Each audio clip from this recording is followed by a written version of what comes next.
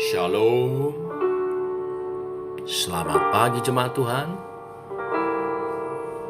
Berjumpa kembali dalam doa pagi online. Tuhan hadir di bait kudus-Nya saat kita rindu mencari wajah-Nya.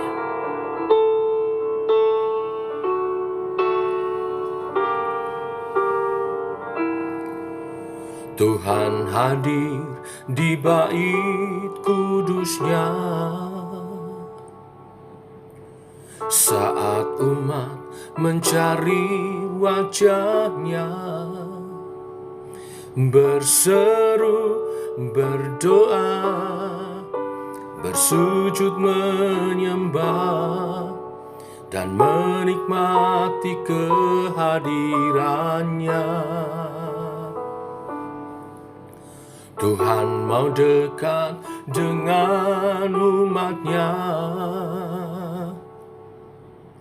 yang datang dengan segenap hatinya, berseru, berdoa, bersujud menyembah dan menikmati kehadiran-Nya. Oh, hadirat-Mu memenuhiku, hadirat kudus-Mu penuhi bait-Mu, dan ku tersungkur menyembah-Mu, yang ku nampak hanya kemuliaan-Mu.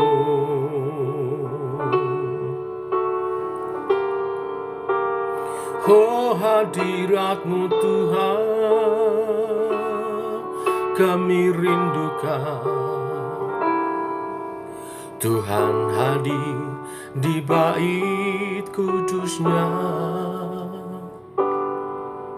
saat umat mencari wajah-Nya,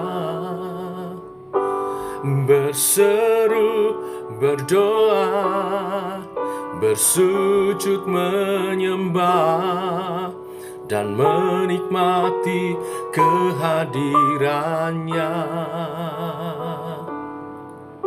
Tuhan mau dekat dengan umat-Nya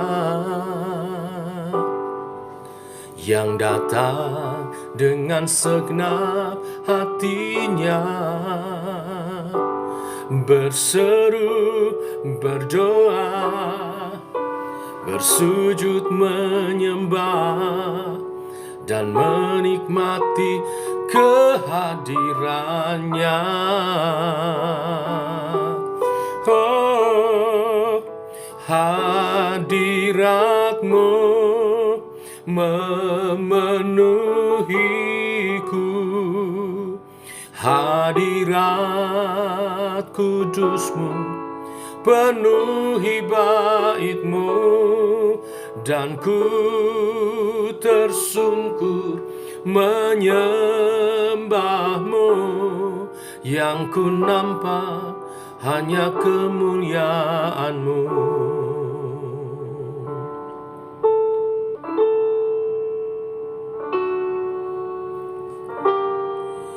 Oh, hadirat-Mu Tuhan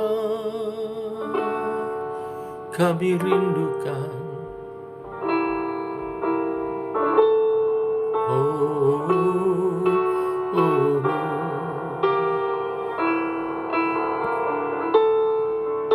Hadirat-Mu Tuhan, hadirat-Mu Tuhan.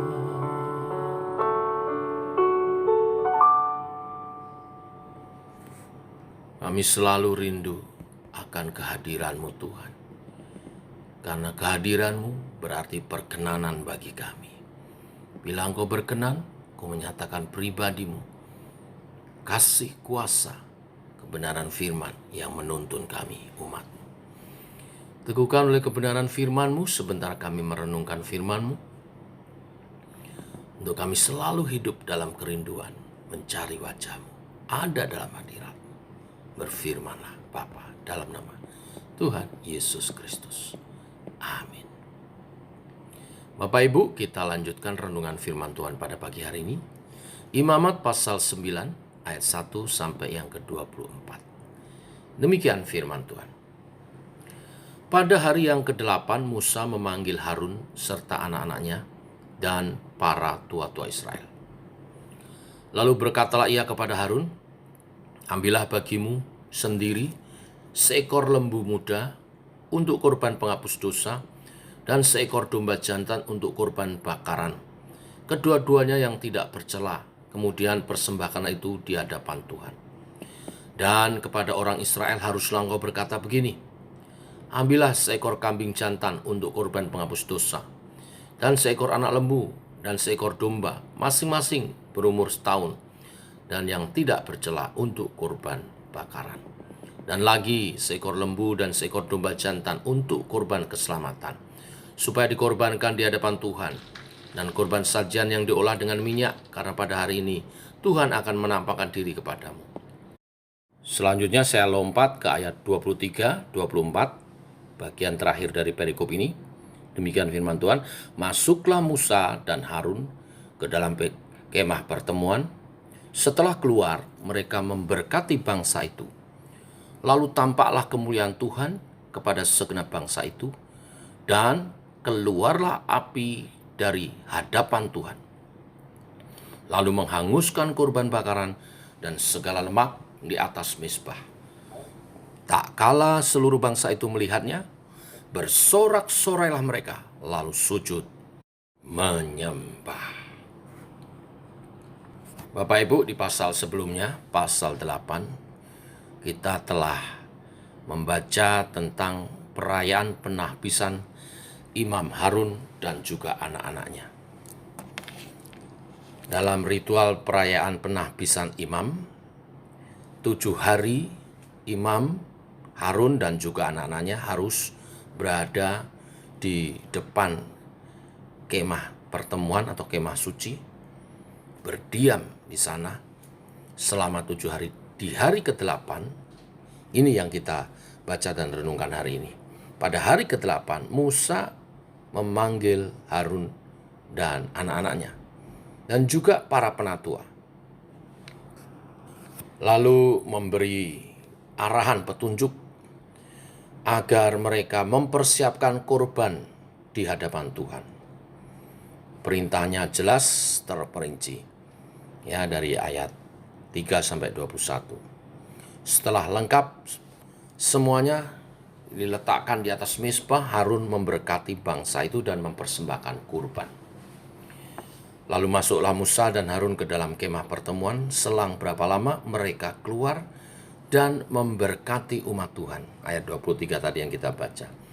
Nah, ketika mereka memberkati umat Tuhan, api dari Tuhan turun menyambar kurban yang di atas mezbah itu. Dan segenap umat Israel yang menyaksikan itu langsung bersorak-sorai gembira dan sujud menyembah. Ini bicara tentang apa?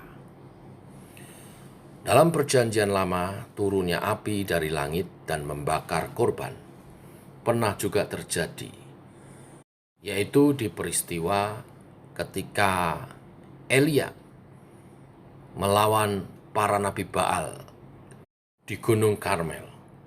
Kisahnya dicatat di 1 Raja-Raja 18 ayat 20-39. Api muncul dari atas langit membakar habis korban yang disiapkan oleh Elia.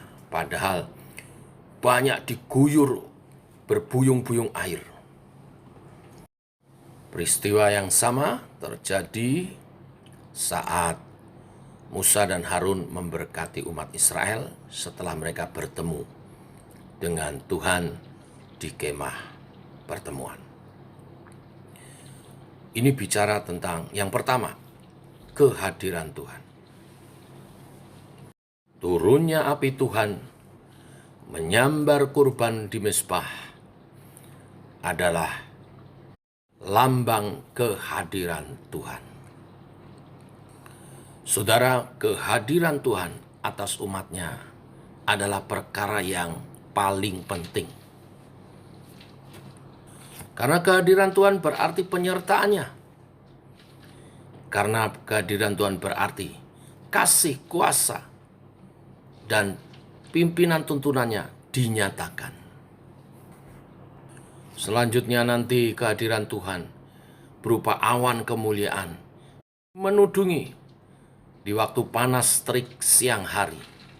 Tetapi ketika malam hari, Tuhan hadir dalam tiang api yang menghangatkan dan menjaga rombongan Israel dalam perjalanannya di padang gurun yang penuh dengan tantangan dan rintangan. Kehadiran Tuhan juga berarti Tuhan tidak berhenti berfirman. Itu berarti arahan dan petunjuk bagi umat Tuhan menuju rancangan di tanah perjanjian, yaitu kemaksimalan hidup di dalam Tuhan. Yang kedua, turunnya api Tuhan menyambar korban di mezbah, berbicara tentang perkenanan Tuhan. Tuhan berkenan kembali. Kita tahu kisah Nabi Elia yang berperang dengan para Nabi Baal. Itu terjadi karena umat Tuhan meninggalkan Tuhan. Mereka disesatkan sehingga menyembah para Baal. Saat itulah Tuhan diwakili Elisa berperang melawan Nabi Baal, merebut kembali umatnya. Dia menyatakan kehadirannya sekaligus kemudian perkenanannya kembali supaya umat Tuhan bertobat dan kembali kepadanya. Demikian terjadi atas bangsa Israel di bawah pimpinan Musa dan Harun. Saat Musa dan Harun mempersembahkan kurban, Tuhan hadir dalam wujud api yang menyambar kurban itu, memakan habis, sekaligus menyatakan perkenanannya kembali untuk menerima Israel yang sempat juga tersesat menyembah patung lembu tuangan. Tapi Tuhan berkenan kembali untuk berjalan bersama dengan umatnya. Bapak Ibu, kurban yang sempurna telah Tuhan sediakan melalui kematian anak tunggalnya, Yesus Kristus Tuhan dan Juru Selamat kita. Siapa yang menerima dan percaya Yesus sebagai Tuhan dan Juru Selamatnya, Tuhan hadir dalam kehidupannya,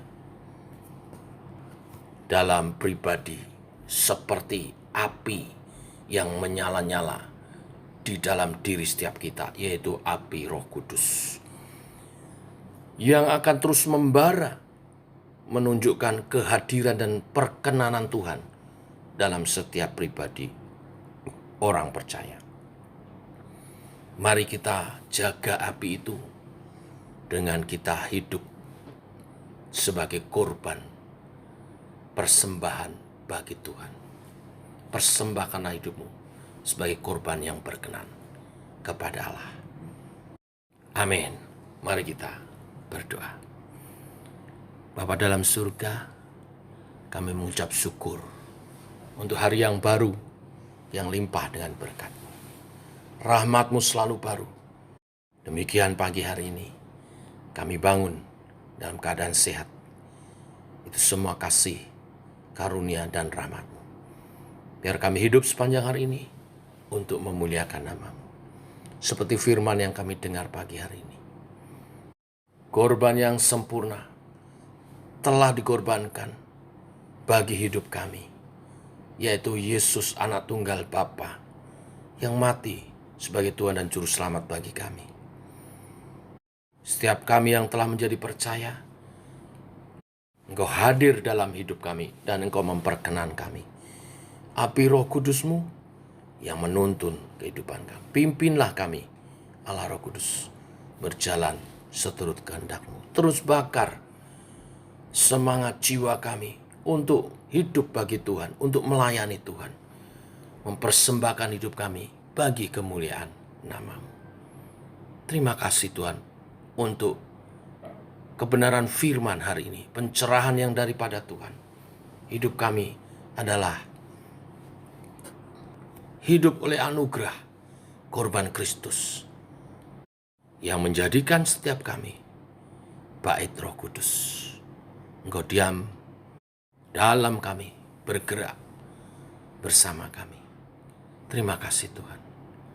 Tuntunlah sepanjang hari ini. Secara khusus berdoa untuk acara Menara Doa nanti malam, di mana umat-Mu berhimpun membangun menara doa, karena menyadari kekuatan kami datang dari Tuhan. Maka lawat umat-Mu Tuhan, Engkau hadir, menyatakan kasih kuasa, juga kebenaran firman-Mu. Urapi hamba-Mu yang melayani, Ibu Pendeta Tasina, juga worship leader, Ibu Patty, mempersiapkan pelayanannya dengan sebaik-baiknya. Kami mau bersuka cita dalam hadirat-Mu. Kami menyembah Tuhan, kami memuliakan Tuhan. Demikian doa kami naikkan dalam nama Tuhan Yesus Kristus. Amin. Demikian saudara, doa pagi kita. Selamat pagi, selamat berjalan bersama dengan Tuhan. Sampai jumpa nanti malam dalam Menara Doa. Dahsyat. Shalom. Tuhan memberkati.